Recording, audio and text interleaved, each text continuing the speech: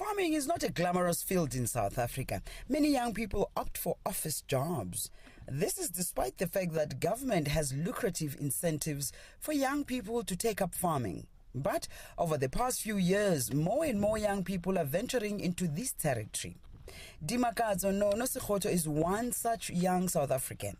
She left a high-paying job 5 years ago and moved to manage her father's 2,000-acre farm 3 hours away from the country's economic hub, Gauteng.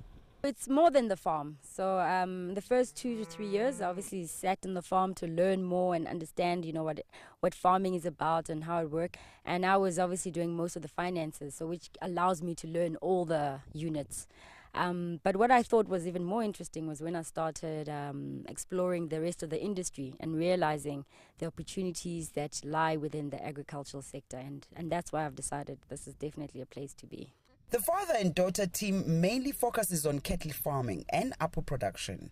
But since Khoto joined her father in farming, weather patterns have changed. The El Nino weather phenomenon has devastated the cultivation of crops and slowed down economic growth. That was very hard, I won't lie. Last year, the issue was we had, when the drought kind of, hit really bad levels, our crop, we had planted sunflower and maize, and we only got back 30% of what we planted.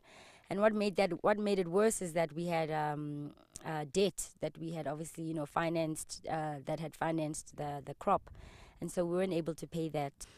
And then the beginning of the year, our apple orchard also did not produce enough crop for us to go to the market, which meant 3 months worth of income, which was lost from January to March. And sadly, with that, we actually had to take a decision to retrench a few workers, which was very hard for us. Many young farmers like Sikhoto believe that farming needs a change of image to attract more young people. As I explored the industry, the focus I'm now kind of looking at is with youth in agriculture. I developed a business called Grow Shoot. See, here's my shirts.